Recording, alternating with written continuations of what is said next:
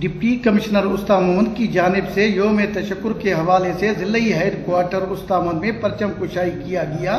پرچم کشائی میں پولیس سمیت اعلیٰ افسران نے بھی شرکت کی۔ اس موقع پر ڈپٹی کمشنر استا محمد نے وش نیوز سے بات چیت کرتے ہوئے کہا کہ یہ اس سلسلے میں ہے کہ 10 مئی کو ہم نے دشمن کے غرور کو خاک میں ملا دیا۔ وہ دشمن جو ہمیں کچھ نہیں سمجھ رہا تھا، ہماری امن پسندی کو اس نے سمجھ لیا تھا کہ شاید ہم کمزوری دکھا رہے ہیں، لیکن الحمدللہ ہماری پاکستان افواج نے عوام کے ساتھ مل کے، سارے اداروں کے ساتھ مل کے ان کو وہ سبق سکھایا ہے کہ اب وہ دنیا کے دفاعی اداروں میں ایز اے لیسن سبق کی طرح کیس اسٹڈی کی طرح پڑھایا جائے گا۔